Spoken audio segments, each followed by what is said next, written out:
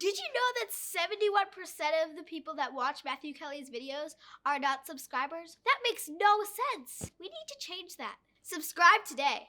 Hit that subscribe button, smash that like button, and turn on those notifications so you never miss out on another great video ever again. We talked about, Jesus being a radical and how radical his life was and how radical his teachings were.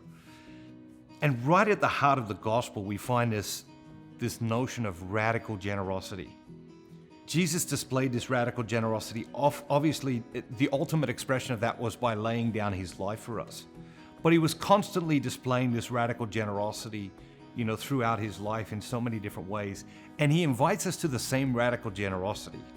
He says in the Gospels, whoever has 2 coats must share with anyone who has none, and whoever has food must do likewise.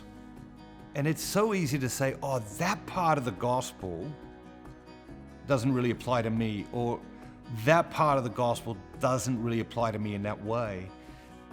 But there's lots of people in the world who need a coat, and there's lots of people who need food, and most of us have got plenty. Most of us have got more than we need, and a lot of us have got more than's good for us.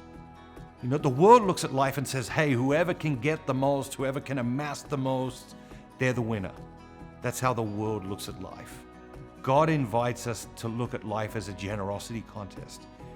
Who can be the most generous person? He wants us to be generous with our praise.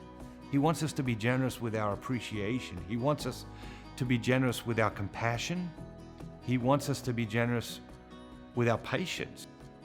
How's God inviting you to be generous at this time in your life?